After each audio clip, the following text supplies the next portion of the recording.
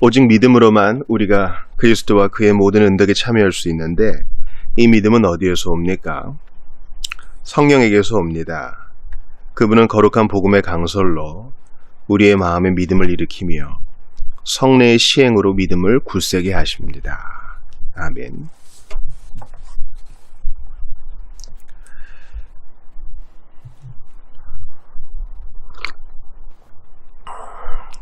우리는 지난 시간까지 오직 믿음으로만 의롭다 여김을 받고 오직 믿음으로만 이 그리스도의 은혜에 동참하게 된다. 하나님 앞에서 그리스도 안에서 오직 믿음으로만 이 영생의 복을 누린다. 이것을 봤습니다. 인간의 선행의 가치에 대해서도 봤죠. 하나님 앞에서 우리의 인간의 선행은 아무 도움이 되지 않는다라는 것을 봤습니다. 그렇게 믿음을 강조했어요. 오직 믿음으로만. 이 수단과 도구로서의 믿음의 중요성을 봤죠.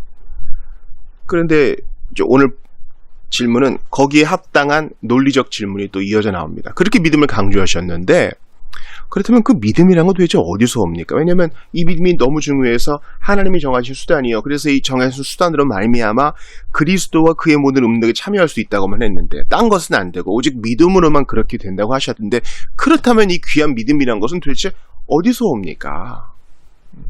내가 믿노라 이렇게 결단해서 오는 겁니까? 아니면은 가만히 있는데 어느 순간 구름이 피어오르는 것처럼 나도 모르게 그렇게 믿음이 주어지는 것입니까? 오늘 본문에서는요, 우리가 자칫 소홀히 여길 수 있는 부분들을 얘기해주고 있어요. 성령에게서 옵니다. 성신에게서 옵니다.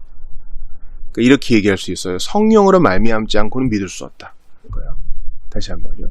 성령 하나님으로 말미암지 않고는 이 복된 믿음을 가질 수 없고 성령 하나님으로 말미암는 이 복된 믿음을 갖지 아니하면 그리스도로 말미암는 의로움, 하나님과 화해케 됨, 믿음으로 의롭게 되어 하나님의 자녀가 되고 영생의 복을 누리게 되는 그 모든 은혜를 못 받는다. 성령 하나님께서 주시는 이 믿음이 참으로 위대하며 우리는 그분께 계속 구해야 된다라는 것을 봅니다. 요한복음 3장 5절 보세요. 예수께서 대답하시되 진실로 진실로 내게 이르노니 사람이 물과 성령으로 나지 아니하면 하나님 나라에 들어갈 수 없느니라. 성령으로 나지 아니하면 하나님 나라에 들어갈 수 없대요. 예수 그리스도께서 성령으로 말미암아 중생에 이른다. 이것을 말씀하셨어요. 그리스도께서 성령으로 말미암아 성령으로 나지 아니하면 가르치셨기 때문에 우리 역시 가장 우리가 가까이 계시는 삼위 하나님 중 한 위격이시잖아요. 그분에 대해서 더욱 열린 마음을 가져야 되고 성령 하나님에 대해서 더욱 예배의 마음으로 무릎 꿇어야 됩니다. 왜냐하면 한 번 믿고 마는 것이 아니라 그 믿음을 계속 유지하시고 그 믿음을 계속 견고케 해주시는 분은 성령 하나님이시니까요. 성령 하나님께 간구와 경배를 드리며 계속 엎드려야 됩니다. 고린도전서 2장 12절 볼게요. 우리가 세상의 영을 받지 아니하고 오직 하나님께로 온 영을 받았으니 성령님이죠. 이는 우리로 하여금 하나님께서 우리에게 은혜로 주신 것들을 알게 하려 하십니다. 세상의 영으로 안 되고, 그러니까 세상의 영이 있어요. 마귀의 영, 사탄의 영, 불신앙의 영이 있어요. 더러운 영이죠. 그러나 여기 깨끗한 영, 성령님이 계셔요. 오직 그분으로 말미암아 하나님께서 우리에게 은혜로 주신 것들을 알게 돼요. 이는 왜냐하면 하나님께서 우리에게 성령을 주신 이유는 그분이 우리에게 은혜로 주신 것들을 알게 하려 하심이라고요. 이걸 뒤집으면 어떻게 돼요? 성령님이 알려주시지 않으면 우리가 은혜로 누리고 있는 거 몰라요. 분별도 못하고 감사하지도 못해요. 그러니까 우리가 예배하고 찬양하고 기도할 수 있는 것, 모든 신앙적 의무를 수행할 수 있는 것은 다 성령 하나님 까닭이에요. 아버지께서 성령을 우리에게 보내주시사 우리가 이거 가능하게 하셨어요. 고린도전서 12장 3절도 봐요. 그러므로 내가 너희에게 알게 하노니 하나님이 영으로 말하는 자는 누구든지 예수를 저주할 자라 하지 않고 또 성령으로 아니하고는 누구든지 예수를 주시라 할 수 없느니라. 놀랍죠. 우리 신앙 고백은 성령님 까닭이라는 거예요. 성령으로 아니하고는 누구든지. 그 성령 하나님의 중요성에 대해서 더 새롭게 우리가 깨달아 알게 되는 것이죠. 성령님으로 말미암지 않고는 믿음도 얻을 수 없고, 성령님으로 말미암지 않고서는 거듭남에 이를 수도 없고, 성령님으로 말미암지 않고는 우리가 신앙생활 할 때에 은혜로 주신 것들을 알아갈 수도 없고, 성령님으로 말미암지 않고서는 성경의 뜻도 이해할 수 없고, 성령님으로 말미암지 않고서는 신앙 고백도 못한다! 우리가 주일 오후에 기독교 생활의 핵심 보면서 이번에 삼위일체 맞췄잖아요. 성령님, 성령 하나님, 그분도 똑같이 예배와 찬송을 받으십니다. 우리가 니케아 신경에서 고백하잖아요. 이 본문이 우리에게 증거해 주는 거예요. 열등한 하나님이 아니세요. 성부, 성자와 동등한 하나님이신데 우리 안에 계시고 내 안에 계시고 우리가 함께 하셔서 이 모든 일을 이루어 주세요. 만약에 내가 오늘 성경을 보다가 감동을 받고 깨달음을 얻고 주님 앞에 무릎 꿇게 됐다면 그것은 성령님으로 말미암은 거예요. 기대치도 않았던 사람이 신앙 고백하게 된다. 성령님으로 말미암게 된 거예요. 도저히 안 믿는 사람 내가 기도했는데 어느 순간 그가 두 손 들고 나와왔다. 성령께서 그를 거듭나게 하신 겁니다. 그러므로 성령님께 간구하세요. 성령님께 의지하세요. 성령님께 우리 비신자를 데려갑시다. 성령님께 온 세상의 구원과 택자들의 보존과 교회의 안위를 맡겨드립시다. 근데 여기서 제가 중요한 것은요, 성령께서 이 모든 일을 하시는데 성령님이 수단을 쓰신다는 거예요. 정해놓은 수단. 우리가 성령 사역 하게 되면요, 상당히 어떤 미신적이고 샤머니즘적이고 인간 중심적이고 노력 중심적이고 신비 중심적인 것을 보게 돼요. 왜곡된 성령운동이 많죠. 마치 무당 굿하는 것처럼 뭐를 맞추느니 못 맞추느니 사람을 겁박하고. 아니요, 성령님은요 수단을 쓰세요. 꿈베르보, 페르베르붐. 우리 종교개혁자들은 말씀을 통해 하나님이 역사하신다는 걸 믿었어요. 또한 꿈베르보, 말씀과 함께 성령께서 말씀을 수단으로 삼아 일하신다는 사실에 대해서 성경을 잘 정리해서 알고 있었어요. 기억하세요. 성경은 말해요. 성령께서 수단을 가지고 일하시는데 그 수단 중 제일 중요한 게 말씀이다. 말씀은 회심의 수단이요. 말씀은 은혜의 수단이다. 그분은 거룩한 복음의 강설로 우리의 마음의 믿음을 일으키며 성례의 시행으로 믿음을 굳세게 하십니다. 복음의 강설과 성례의 시행으로 믿음을 일으키고 또 그 일으켜진 믿음을 굳세게 하신다는 거예요. 아멘! 아멘. 여호수아 5장 우리 주일에 봤죠. 이스라엘 백성들이 어떻게 믿음을 갖게 됐습니까? 없던 믿음을 어떻게 갖게 됐어요? 하나님이 그 민족을 찾아오신 거죠. 택하시고 찾아오사 믿지 않을 수 없는 기적을 보이시고 또 말씀을 통해서 그들에게 믿음을 심어주셨죠. 그런 민족이 어디 있었어요? 또한 그들의 연약한 믿음을 성례의 시행으로 굳세게 하셔요. 그들에게 성례는 바로 할례와 유월절이죠. 그것을 볼 때마다 우리는 아브라함의 후손이지, 우리는 믿음의 후손이지, 이걸 알게 되고, 또 유월절 식사를 할 때마다 우리는 애굽에서 건진받은, 노예되었던 곳에서 건진받은 백성이지, 그걸 또 알게 돼요. 매해 유월절 지키고 사람이 태어날 때마다 할례를 행함으로 이 믿음이 굳세게 되는 거예요. 우리도 마찬가지죠. 어떻게 예수 믿게 됐어요? 말씀이 들려지고 이해가 되고 그게 내 마음을 찔렀잖아요. 그래서 주님이 믿음을 일으키셨어요. 근데 이 믿음은 계속 유지가 돼야 되잖아요. 어떻게 그렇게 하세요? 성례의 시행으로. 내가 세례를 받고 또 남이 세례 받는 걸 보고 그 약속을 기억해내고 성찬에 참여하고 그 성찬의 의미를 깨달아 알아가면서 그리스도의 십자가를 더욱 묵상하게 되고, 그래서 이 연약한 믿음이 더욱 굳세지는 거예요. 너무 중요하기 때문에 자세히 좀 봐야 됩니다. 빌립보서 1장 19절을 보세요. 이것이 너희 간구와 예수 그리스도의 성령의 도우심으로 내 구원에 이르게 할 줄 아는 거로. 감옥에 갇힌 바울은 구원받았고 지금 구원받고 있으면 온전한 구원을 얻기 원해요. 근데 성령의 도우심으로 그렇게 된다는 걸 알고 있었어요. 그런데 그 성령이 수단을 쓰신다. 이 논리적 관계를 꼭 기억하세요. 사도행전 16장 14절 보세요. 두아디라 성의 자주 장사로서 하나님을 공경하는 루디아라 하는 한 여자가 들었는데 주께서 그 마음을 열어 바울의 말을 청중하게 하신지라. 여러 사람들이 바울의 강서를 들었어요. 근데 오직 루디아만 믿고 회심하게 됐어요. 그래서 청종 따르게 됩니다. 그 이유가 뭡니까? 주께서 그 마음을 열어. 성령께서 그 마음을 열어 깨닫게 해주시고 믿음을 선물로 주신 거예요. 로마서 10장 17절 보세요. 그러므로 믿음은 들음에서 나고 들음은 그리스도의 말씀으로 말미암아 내리라. 성령님은 수단을 쓰신다니까요. 바울의 강설이라는 수단. 또 로마서 10장 보니까 그리스도의 말씀이라는 수단. 이쯤 되면은 그래 성경 문자 많이 보내주고 성경 많이 배포하고 그럼 되겠네요. 너무 중요한 사역이에요. 나쁘지 않아요. 필요합니다. 근데 웨스트민스터 요리문답도 그렇고 하이델베르크 요리문답도 그렇고 또 성경 자체도 그렇고 그저 성경 자체를 읽어주는 것만을 강조하지 않아요. 오늘 요리문답은 뭐라고 얘기합니까? 거룩한 복음의 강설이라 그래요. 거룩한 복음의 낭독이라고도 하지 않아요. 거룩한 성경 낭독이라고도 하지 않아요. 거룩한 복음의 강설로 우리의 마음 믿음을 일으킨대요.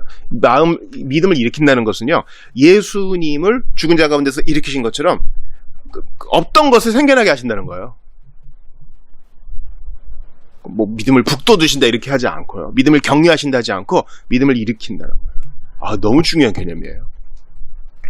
인자도 들려야 하리니 그랬잖아요. 들린다는 것은 뭡니까? 노뱀이 들린 것처럼 예수님이 죽은 자 가운데서 부활하신다는 것을 얘기해요. 또 십자가에 달리신다는 것도 의미하죠.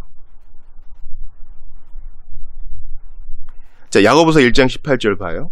그가 그 조물 중에 우리로 한 첫 열매가 되게 하시려고 자기의 뜻을 좇아 진리의 말씀을 우리를 낳으셨느니라. 진리의 말씀을 우리를 낳으셨대요. 이건 성경이기도 하고요. 낳았다는 말은 이제 낳으셨다는 말은 우리를 출생케 하셨다, 중생케 하셨다는 거죠. 어떻게 중생해요? 거룩한 복음의 강설로. 설교를 말하는 거예요. 설교와 거룩한 가르침. 강단 사역이요. 목사님 그런 얘기 하지 마세요. 진짜 답답해 죽겠네. 이렇게 말씀하실 분 계실 거예요. 우리 교회 설교 진짜 힘든 거 아시죠? 이렇게 한풀이 하실 분도 있어요. 맨날 정치 얘기하고요. 맨날 시사, 무슨 논단 같은 거 하는 것 같고요. 내가 지금 논설을 듣는 건지 모를 때 있고요. 농담도 많고요. 비유인데 자기계발서에 나오는 비유 같은 것도 많이 들어요. 그렇게 공감하실 분 많을 거예요. 저도 그랬고요. 저 자신도 설교자로서 늘 부끄러움을 느낍니다. 어떻게 하나님은 이렇게 큰 일을 사람에게 맡겨놓을 수 있어요? 여러분, 신학생이 이제 신학교에서 공부하면 원어 배우잖아요. 뭐 히브리어도 배우고 헬라어도 배우고 필요하면 라틴어도 배우고 더 공부하게 되면 뭐 독일어도 배우고 이러겠죠. 그렇게 원어를 아는 게 신학 박사를 만들어주지 않아요. 성경 전문가를 만들어주지 않는다고요. 예수님 당시에 예수님 꾸지람 받았던 바리새인과 율법 교사들, 사두개인들 보세요. 다들 범위는 다르지만 성경 박사들이에요. 특별히 서기관들은 맨날 말씀 끼고 사는 사람들, 그걸 줄줄줄 외우는 사람들이라고요. 원어에 익숙해도 예수를 몰라보고 예수를 박해하고 예수를 죽여요. 사람은 늘 불완전해요. 공부를 좀 해서 내가 박사가 되어도 이 박은 얇을 박이에요, 여러분. 공부를 할수록 내가 모르는 걸 더 알게 돼. 이러니 뭐 전도서 말씀이 맞는 거 아니에요? 공부하는 게 끝도 없고 책을 짓는 것도 끝도 없고 다 헛되다 그러잖아요. 주님은 모험을 하셔요. 우리 같은 연약한 사람들에게 말씀을 맡기사 네가 가르쳐줘라 하십니다. 여러 가지 성경 번역이 있지만 최고의 성경 번역은 우리가 우리의 일상의 언어로 지체들에게, 자녀들에게, 친구들에게 복음을 알려주는 거예요. 이걸 위해 설교자를 위해 기억하세요. 기도해 주세요. 하나님은 이 거룩한 복음의 강서를 직분자에게 맡겨놓으셔서 당신의 나라의 확장, 거기에 거세요. 난 못할 것 같아요. 뻘소리 할 줄 어떻게 알아요? 실수와 오류에 사로잡힐 줄 어떻게 알아요? 주님이 도와주신다 하고 오늘도 복음의 강설자들을 세우사 파송하세요.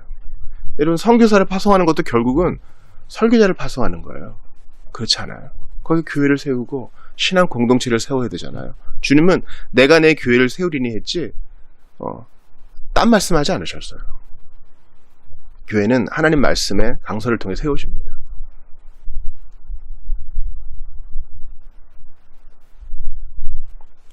그러니까 이 설교와 가르침을 위해서 정말 기도해야 되고 우리가 이걸 또 배워야 돼요. 설교 뭐 그냥 하는 거겠지. 목사님 뭐 신학교 나왔으니까 설교 늘 하시겠지. 아니에요. 아니에요. 여기에는 우리가 이해해야 할 요소가 있어요. 베드로전서 1장 23절 봅시다. 너희가 거듭난 것이 썩어질 씨로 된 것이 아니요 썩지 아니할 씨로 된 것이니 하나님의 살아있고 항상 있는 말씀으로 되었느니라. 거듭난 것은 바로 이 씨앗을 뿌리는 거잖아요. 그래야 싹이 나고 열매를 맺는데 이 씨는 바로 하나님의 살아있고 항상 있는 말씀입니다. 이 씨를 뿌리는 거, 또 이 씨 자체가 거룩한 복음의 강설이라는 거예요. 그러니까 여러분, 강단 사역은요 생각 이상으로 중요하고 제가 감히 얘기하는데 세상에서 가장 귀한 일이에요. 가장 무거운 일이에요. 가장 두려운 일이에요. 누가 하겠어요? 두렵고 떨림으로 이 자리를 지킬 뿐입니다. 근데 이 거룩한 복음의 강설로 주님이 일하신다 하셨으니 이걸 귀하게 받들어야 됩니다. 이 일의 가치를 나누어야 됩니다. 그분은 거룩한 복음의 강설로 우리의 마음에 믿음을 일으키며 아까 말씀드렸죠. 없던 믿음을 선물로 주신다는 거예요. 설교를 통해서, 가르침을 통해서, 선포를 통해서. 그러니까 모든 사람에게 다 똑같이 전하는 기계적 전도 별로 좋은 거 아니에요. 거룩한 복음의 강설은 성령께서 창의적으로 하십니다. 이 사람에게는 이 방법으로, 저 사람에게는 저 방법으로.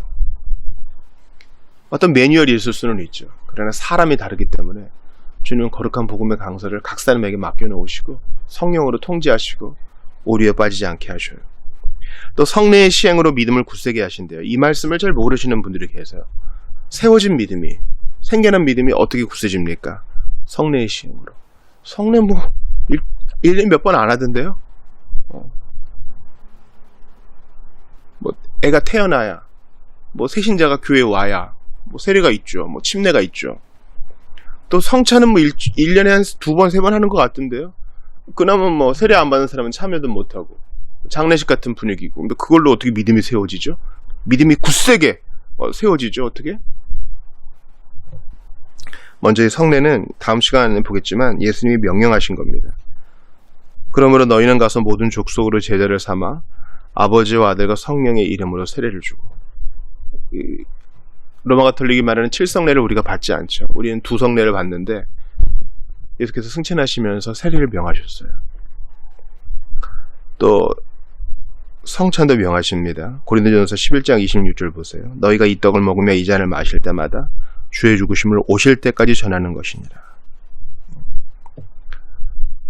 우리는 무엇이 우리 믿음을 강하게 할까 연구할 것이 아니라 예수께서 이미 하신 말씀을 근거로 받아들이고 그것을 잘 순종하면 되는 거예요. 바른 세례와 성찬을 위해서는 가르쳐야 되겠죠. 그러니까 이 성례의 시행은 말씀에 묶여 있어요. 그 말씀은 회심의 수단도 되고 또 성화의 수단도, 은혜의 수단도 되는 거예요. 어제 우리 교우들 커뮤니티에 제가 공유했죠. Means of Grace, 은혜의 수단에 대해서, 은혜의 방편에 대해서. 은혜의 방편 3가지 뭡니까? 말씀, 기도, 성례. 맞죠? 말씀은 어디나 빠지지 않아요. 그러니까 여기서 말씀을 더 첨언한다면 성례의 시행, 즉 말씀으로 말미암은 성례의 시행이 우리의 믿음을 굳세게 하기 때문에 성례가 무엇인지 배워야 돼요.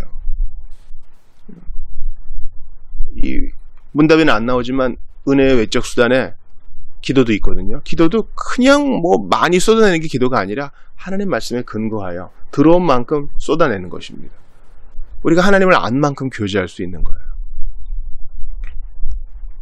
그러므로 성례의 시행 통해 믿음이 굳세진다는 것을 우리가 오늘 배웠으니 세례가 무엇인지 가르쳐야 됩니다. 성찬이 무엇인지 가르쳐야 돼요. 뭐 다 아는 거잖아요. 아니요. 설명해 보라 그러면 잘 모를걸요. 구약에선 그게 어떤 의미였는지 설명해 보라 그러면 잘 모를걸요. 그래서 요리문답을 조직신학이라 불리는 이 교리에 대해서 한 해가 시작되면 또 새롭게 시작하고 또 새롭게 시작하고 이럴 필요가 있어요. 반복해야 돼요. 안 그러면 잊어요. 잊는다고요. 거기에 대해서 우리가 이유로 볼 텐데 참 기대가 됩니다. 성례 그러면 목사님 왠지 천주교 갖고 이상해요. 아니요. 이 거룩한 예식을 통해서 세례와 성찬의 거룩한 예식을 통해 주님은 우리의 믿음을 굳세게 하시려고 미리 다 준비해 놓으셨어요. 딴 거 찾을 필요 없어요. 아까 이스라엘 백성 말씀드렸죠. 구약의 성례는 뭐였습니까? 신약의 성례의 표본인 바로 신약의 세례의 원형인 할례가 있고 신약의 성찬의 원형인 유월절 식사가 있죠. 그거 매년 하는 거거든요. 할례는 애를 태어날 때마다 하는 거잖아요. 그러니까 늘 보는 게 할례예요. 늘 보는 게 유월절 식사인 거예요. 그래야만 돼요. 그걸 잘 안 해서 그렇지.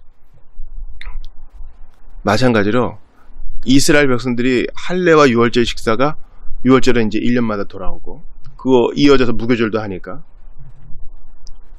또 할례는 태어날 때마다 하니까 가까이 있는 거예요. 우리 역시 마찬가지입니다. 성례가 가까우려면 잘 가르치고 그것을 계속 시행해야 돼요. 교육자분들께 권합니다. 계속 세례 교육하세요. 여러분의 사역 중에 5년에 한 번, 10년에 한 번 세례를 주더라도 계속 세례 교육하세요. 그게 요리문답 교육이고 성경 교육이잖아요.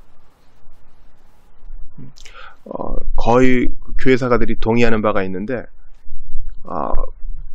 콘스탄티누스 이후 그리고 그 이후에 로마가 국교화되면서 때로 모여드는 사람들을 옛날처럼 아주 길고 집중적으로 세례교육할 수가 없게 됐어요. 그러니까 그냥 학습 과정 없이 받아들이죠.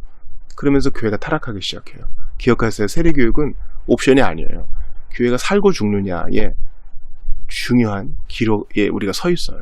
세례교육 시키세요. 세례식을 못한다 해도 세례에 대해 계속 가르칠 수 있잖아요.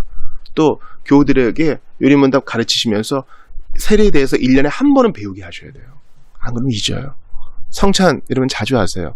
뭐 매주 성찬 하시는 분 있고 매달 성찬 하시는 분 있고 격주로 하시는 분들이 있는데 어찌됐건 하셔요. 제가 볼 때 1년에 3차례는 너무 적어요. 4차례도 적어요. 우린 잊는다니까요. 아니, 목사님 6월절 식사는 뭐 1년에 한 번 했잖아요. 아니요. 그 뒤로 무교절 절기가 쭉 이어지잖아요. 게다가 다른 절기도 있었잖아요. 그러므로 성찬은 우리가 생각하는 것 그 이상이에요. 우리 초대교인들은 모일 때마다 성찬을 했습니다. 식사와 애찬과 성찬이 하나였어요. 그리스도의 십자가를 깊이 묵상하고 그것을 우리로 하여금 상기시켜주는 성찬. 또 내가 그분과 함께 십자가에 달려 죽었고 다시 일어났다는 것을 상기시켜주는 세례. 이를 통해서 보는 사람도 은혜 받고 거기에 참여하는 사람도 은혜 받습니다. 성찬도 마찬가지죠. 목사는 성찬하기 전에 반드시 성찬 본문을 읽어줍니다. 그것을 통해 그리스도를 더욱 깊이 알게 되는 것이죠. 그러므로 기억하세요.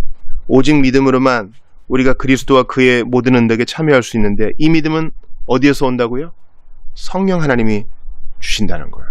성령으로부터 옵니다. 성령은 거룩한 복음의 강서를 수단으로 삼아 우리에게 없던 믿음을 일으키시고 마치 죽었던 자를 일으키듯이 성례의 시행을 또 주관하셔서 우리의 믿음을 굳세게 하셔요. 성령 하나님께 우리의 믿음 굳세게 해달라고 기도합시다. 성령 하나님께 간구합시다. 내가 기도하는 누구누구 믿음을 일으켜달라고 간구합시다. 주께서 오늘도 능히 당신의 거룩한 말씀을 통해 이 일을 이루실 것을 믿습니다. 성령이여! 오늘도 말씀이 전파되게 하시고 성령이여!